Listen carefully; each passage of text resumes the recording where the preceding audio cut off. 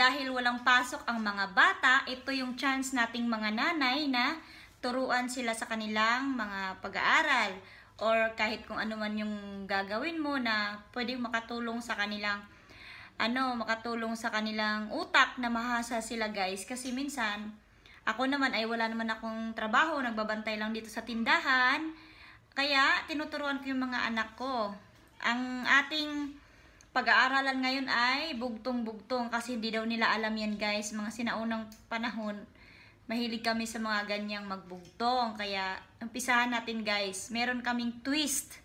Pag di makasagot ay ilulublob yung ulo dyan sa may unan na may pulbo guys. So yan. Ang ating contestant ay aking kambal na anak na si Maureen. Sino si Maureen?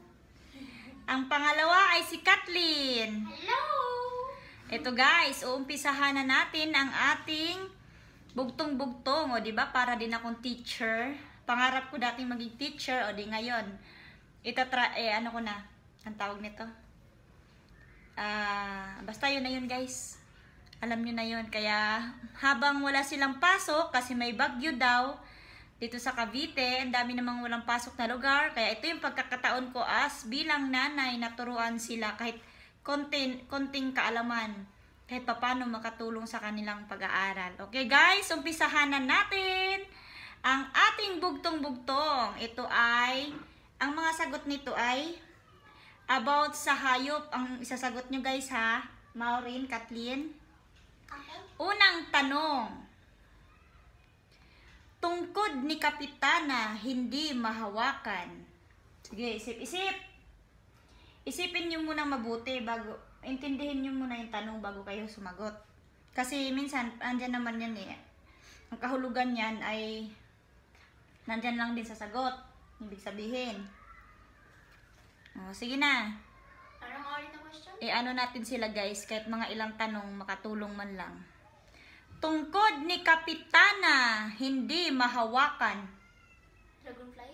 Tungkod, ano to, hayop nga? Hayop. Tungkod din ni Kapitana, hindi mo mahawakan. 5 10 Aso? 9 8 7. Okay guys, kayo, anong sagot nyo guys? Comment down below. 8 7 6 5 4 3 2 1. Wala. Ang sagot guys ay ahas. Okay, number 2 question is, kinain ko ang isa, ang itinapon ko ay dalawa.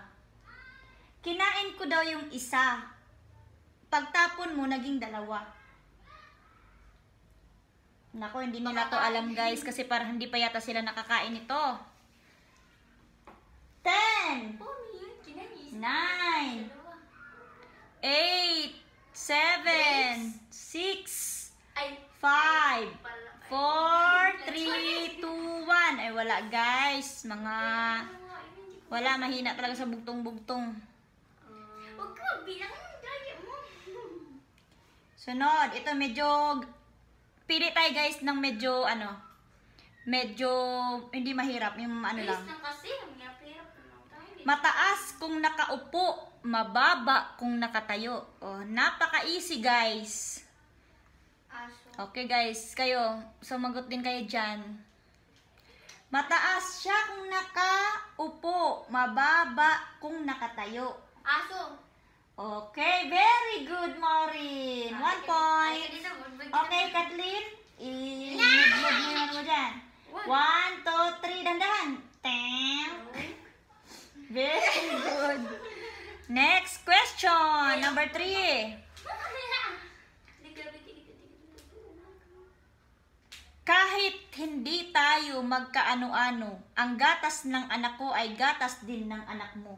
Baka. Nakita mo yata sa likod eh. Hindi. Okay, very good, Kathleen. Ay, ikaw nila, kita ko lang ang liit. Loblob. Sabi ko na kasi yung gatas niya. 3, 2, 1, loblob. Okay. Number 4 question. Dami naman sa akin. Ibon kung saan man makarating, makababalik kung saan nanggaling. Hayop pa.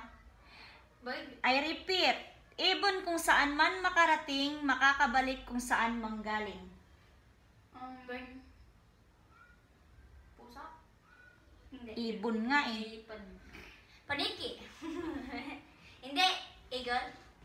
Ibon. Ibon. Maya. Ano pangalan ko na? Kalapati. Kalapati.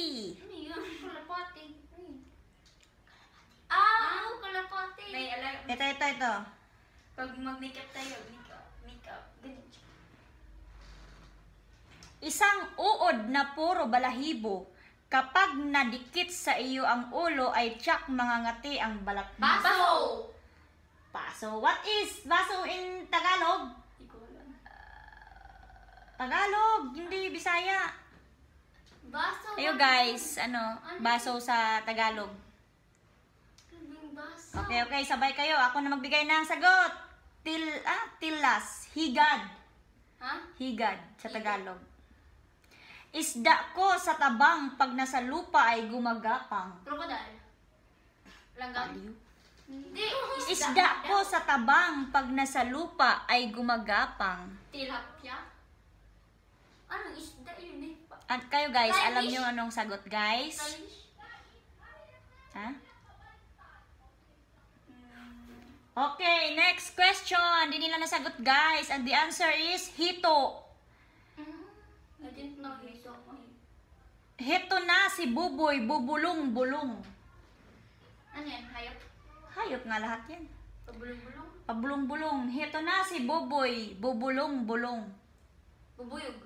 Okay, very good, Maureen. Okay, Kathleen, loblob. No! 3, 2, 1, go! Okay. Ganun pa rin. Yay! Ito. Yung madali lang guys kasi hindi nila masyadong kabisado yung mga bugtong eh. Ang labo ng paningin ko, ipon bukas sa... Hakot dito, hakot doon. Kahit maliit ay ipon ng ipon. Langgam! Okay. Very good. Kathleen, Maureen, loblob. Halika, sabay kami.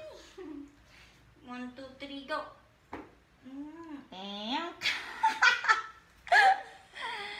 Okay.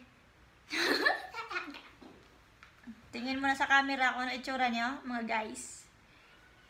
Hindi pare, hindi hari. Nagdadamit ng sari-sari. Ito yung favorite na bugtong ko dati.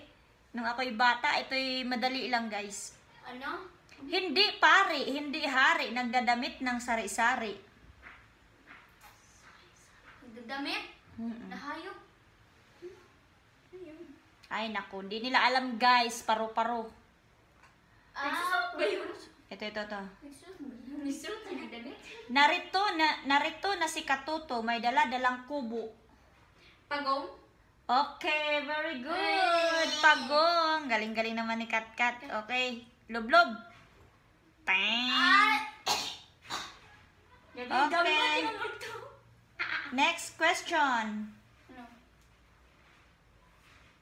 Matanda na ang nuno, di pa naliligo. Matanda na ang nuno, di pa naliligo. No.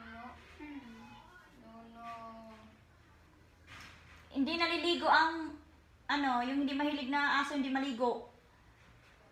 Kasi pag pinapaliguan mo ay Aso. Niiyak. hindi. Pusa. Ah! Nangangalimot! Mm-mm. Masakit yun. Ito. Yung madali lang. Yung bukas maputi na mukha ko. Ano bang mga dito?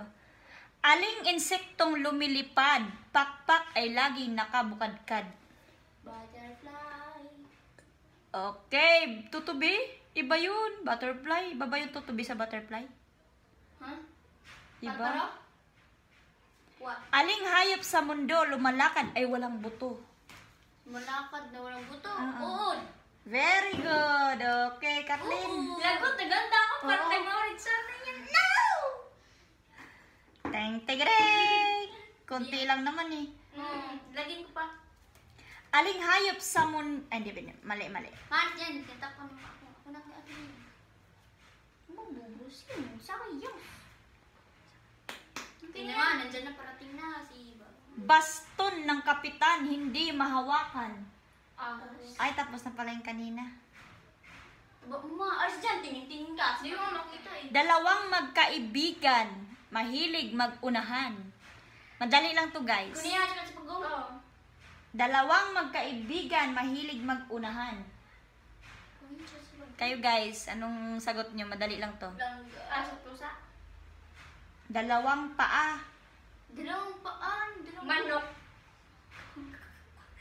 Manok daw, ma. 5 magkakapatid, laging kabit-kabit. 5 magkakapatid, laging kabit-kabit. Sisu daw. Daliri. Ito, favorite ko rin to nung bata Sabi ako. mo hayop. Bakit abot ito? Isang balong malalim, puno ng patalim. Diyos ko, napaka-easy. Ito'y usong-uso dati nung ako'y tinatanong. Kami mga bata pa. Yung sabakor, ano yun? Oo. Yung, ano yung ulit, ma? Isang balong malalim, puno ng patalim. Spider. Ano yan, ayos? Spider? Bibig! Okay, guys. Yan lang po ang aming vlog for today at ilang minutes na. Sana may natutunan kay guys sa aking bugtong-bugtong. At least kahit papano, nakatulong sa aking mga anak kung paano alam yung bugtong-bugtong na yan. Kasi dati naman sa ating kabataan, uso talaga yan, guys. At saka wala silang paso, kaya sayang yung oras. Kaya minsan, guys, sa yung mga ina, pag meron tayong time, turuan natin yung ating mga anak minsan, bigyan natin sila ng panahon para mabigyan, ano sila, tawag na ito, matuto din naman kahit papano. Okay guys, that's all for today's vlog. Bye-bye! Papoy!